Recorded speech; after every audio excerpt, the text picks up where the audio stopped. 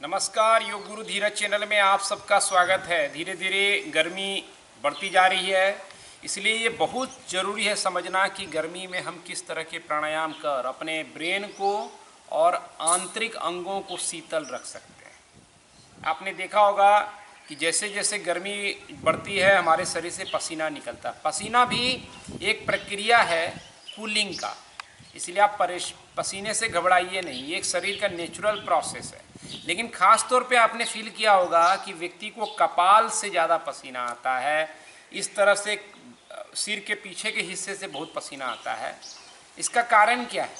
इसका कारण है कि शरीर जो है ब्रेन के हिस्से को ज़्यादा कूल बनाए रखना चाहता है, और योग की भी यही प्रोसेस है। इसीलिए हम अभ्यास में चंद्र नाड़ी को एक्टिवेट करते हैं और भगवान शिव के सिर के ऊपर चंद्र को दिखाएं। यानी ब्रेन ऐसा हिस्सा है जिसको सबसे ज़्यादा कूल रखने की ज़रूरत है। इसलिए आज वो सभी प्राणायाम जो ब्रेन के साथ साथ आंतरिक अंगों को आपके अंदर शीतलता दे, ये सभी लोग जो एसिड या जलन या इस तरह के दूसरी समस्या के शिकार हैं, बहुत ज़्यादा शरीर में गर्मी बनती है, ऐसे सभी लोग भी इस प्राणायाम को कर सकते हैं नियमित तौर पर। आगे दूसरे वीडियो में हम बताएंगे और दूसरी क्या प्रक्रिया को ध्यान में रखें। अभी प्राणायाम सबसे इम्पोर्टेंट प्राणायाम है शीतली और शीतकारी। खास तौर पे समर के लिए, गर्मी के दिनों के लिए इसको तैयार किया गया है। तो कैसे करना है? एक तरीका है, या तो कोई कोई लोग दोनों कर सकते हैं, किसी किसी को दोनों नहीं होगा। जैसे जो आप शीतली करने जा रहे हैं, यानी उसमें ट्यूब जैसा आपको जीभ बनाना पड़ता है जैसे, तो ये कई लोगों का जेनेटिक वजह से जो जीभ है वो टर्न नहीं होता है, तो आप उसकी जगह शीतकारी कर सकते हैं। पहले देखें कि कैसे करेंगे। ख्याल रहे कि जब आप प्राणायाम करते हैं तो कंफर्ट पोजीशन में बैठ सकते हैं किसी भी जगह पर, कुर्सी पे भी या मैट पे। स्पाइन लेकिन सीधी रहे। और इस प्राणायाम में खास तौर पे आपको आंख थोड़ा खुला रखना पड़ेगा, क्योंकि हो सकता है कोई, अगर आप आंख बंद करके इस तरह करें, कोई कीड़ा वगैरह चला गया अंदर तो दिक्कत हो सकती है।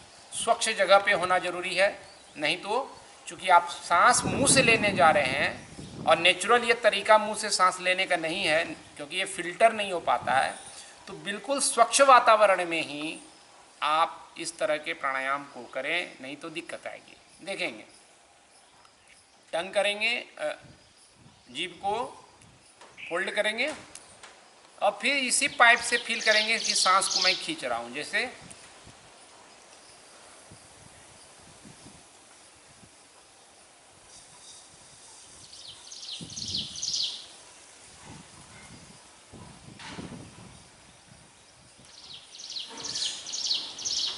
फिर मुंह बंद करेंगे और नाक से सांस को बाहर करेंगे।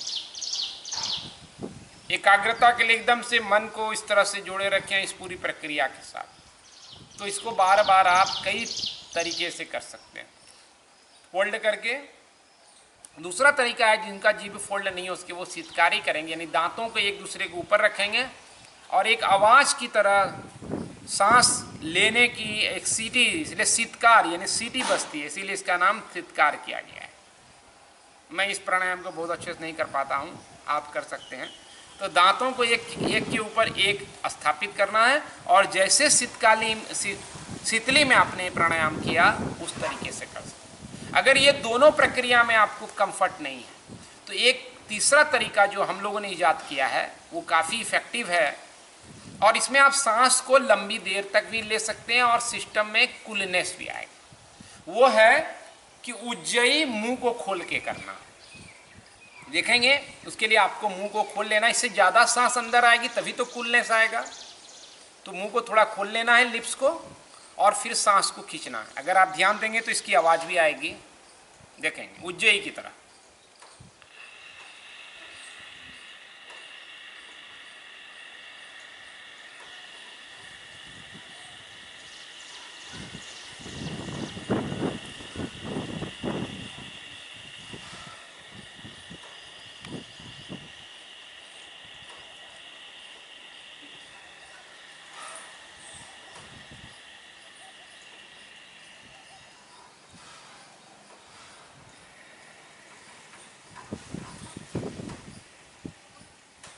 सांस छोड़ते हुए आंखें बंद कर सकते हैं, आप कनेक्ट हो सकते हैं।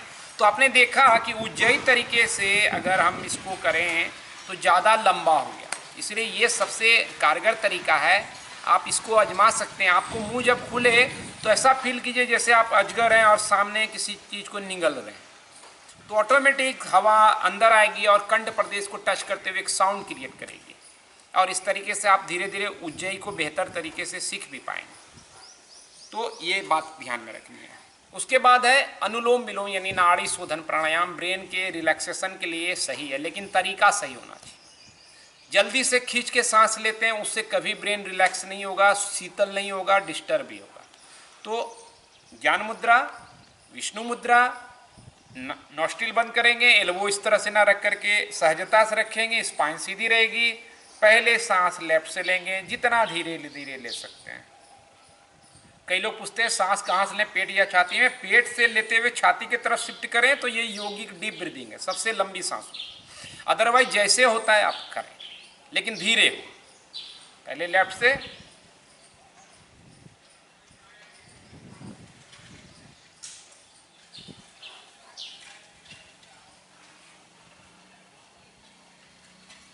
जितना धीरे लेंगे उतना ज़्यादा सांस आएगा। फिर रोक देंगे,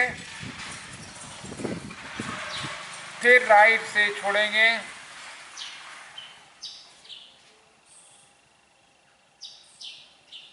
फिर धीरे धीरे राइट से लेंगे,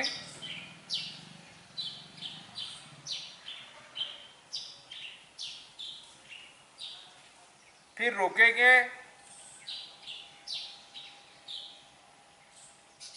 लेफ्ट से पूरी तरह बाहर निकालेंगे। मैंने एकदम शॉर्ट में दिखाया ताकि आप समझ जाएं करना क्या है।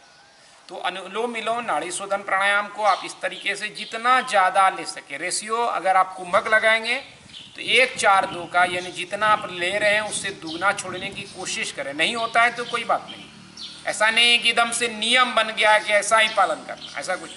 जितना देर रोक सके कंफर्ट में उतना रोकें। तो इस तरीके से ये ब्रेन के दोनों हिस्से को, फंक्शनिंग को बैलेंस करता है, शीतलता देता है। और जैसे ब्रेन शीतल होगा पूरा बॉडी का सिस्टम, क्योंकि मालिक वही है, वहाँ से रिलैक्सेशन, शीतलता जाने लगी। तीसरा सबसे इफेक्टिव प्राणायाम जो है वो वशिष्ठ प्राणायाम रहेगा, क्योंकि आप इसमें बिल्कुल रेस्ट करते हैं तो किसी तरह से आपकी ऊर्जा अलग दिशा में नहीं जा रही है, बॉडी एकदम से रिलैक्स होगा, कूल होगा, और सांसों के जरिए आप ब्रेन को और शरीर को शांत करते जाएंगे। दोनों पाँव को बेंड करेंगे, हिप डिस्टेंस अपार्ट, थोड़ा सा शोल्डर, ये आपका जो हील है वो हिप से थोड़ा सा दूरी रखें, हथेली को शवासन की तरह रखें। क्या क्या एहतियात बरतें प्राणायाम में, क्या प्राणायाम नहीं करना है उसको भी मैं बताता हूँ। आप थोड़ा सा रुकें, आप सांस छोड़ दीजिए, पेट को कॉन्ट्रैक्ट करें। वशिष्ठ प्राणायाम में क्या होता है, सांस लेते हुए पेट को भरना होता है। ये नेचुरल एब्डोमिनल ब्रीदिंग है, छोटे बच्चे भी ऐसा करते हैं, इसीलिए काफ़ी इफेक्टिव है। बुजुर्ग हैं, बीमार हैं, देर तक बैठ के नहीं कर सकते, ऐसे तमाम लोग, नींद नहीं आती है, डाइजेशन वीक है, बॉडी में हीट ज़्यादा है, कमर दर्द है, बैक पेन है, लेकिन नहीं कर पाते हैं बैठ के प्राणायाम, उन सब के लिए वरदान है। देखें, सांस छोड़ दिया, अब धीरे धीरे सांस लेके पेट भरें।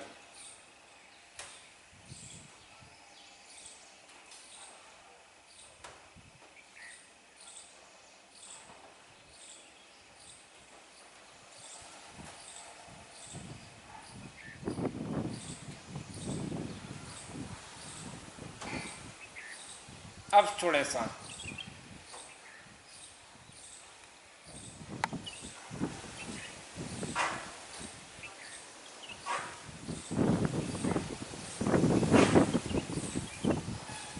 तो हर बार सांस लेके पेट को भरना है, हर बार सांस छोड़ते हुए पेट को कॉन्ट्रैक्ट करना है।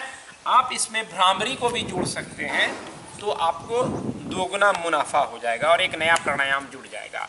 तो इन प्राणायाम को अब सवाल है कितना देर करें। स्लो ब्रीदिंग है ये सारे, तो आप जितना ज़्यादा कर सकते हैं। सबसे ज़्यादा आप वशिष्ठ कीजिए, अनुलोम विलोम फिर कीजिए, और उसके बाद ये जो शीतली शीतकारी किए वो कीजिए। तो इस तरीके का क्रम हो सकता है। सबसे ज़्यादा का। अब ध्यान किस तरह के प्राणायाम को नहीं करना है। कोई भी फास्ट ब्रीदिंग जैसे कपालभाति, भस्त्रिका, ये आपको नहीं करना चाहिए गर्मी के दिनों में। ये ज़्यादा से ज़्यादा आपके अंदर सूर्य नाड़ी को बढ़ाएगा, और ऑलरेडी अभी सूर्य जो है वातावरण का बढ़ा हुआ है। जैसा शास्त्र कहता है कि यत्र ब्रह्मांडे तत्र पिंडे, जो पिंड में है वही ब्रह्मांड में, जो ब्रह्मांड में है वो पिंड में है, यानी शरीर में। तो सूर्य अगर बाहर बढ़ा हुआ है तो यहाँ भी सूर्य बढ़ेगा। इसलिए आप ऐसी कोशिश ना कीजिए कि सूर्य और बढ़े। जब भी आप फास्ट ब्रीदिंग करते हैं, तेज गति से सांस लेते हैं, तो आपकी सूर्य नाड़ी ज़्यादा एक्टिव होने लगती है। योग संतुलन का नाम है। हमारी जीवन जैसी है उसमें ऑलरेडी सूर्य है, क्योंकि हमको तनाव मिलता है, जीवन चुनौती देता है, आपाधापी बहुत है, भागदौड़ बहुत है, टेंशन तनाव बहुत है, इससे झंझट उससे झंझट बहुत है। इसलिए ऑलरेडी आपका सूर्य बढ़ ही रहा है, और आकर के सूर्य ना बढ़ाइए। हाँ, थोड़ा बहुत लगे म्यूकस जमा है तो हल्का फुल्का कपालभाति 1 मिनट 2 मिनट भस्त्रिका कर सकते हैं। कोई भी जल्दी वाली सांस की प्रक्रिया प्राणायाम नहीं है, क्योंकि उसमें ज़्यादा ना तो सांस आप ले पाते हैं ना ज़्यादा छोड़ पाते हैं, तो दोनों स्थिति का लाभ आपको नहीं मिल पाता है। तो इन बातों का ख्याल रखिए। साथ में मैं लिंक में डीप ब्रीदिंग कैसे करें वो बता देता हूँ, शवासन जरूर किया करें, दोनों का लिंक दे दूँगा, आप जरूर करें। आज इतना ही, धन्यवाद, नमस्कार, हरिओम।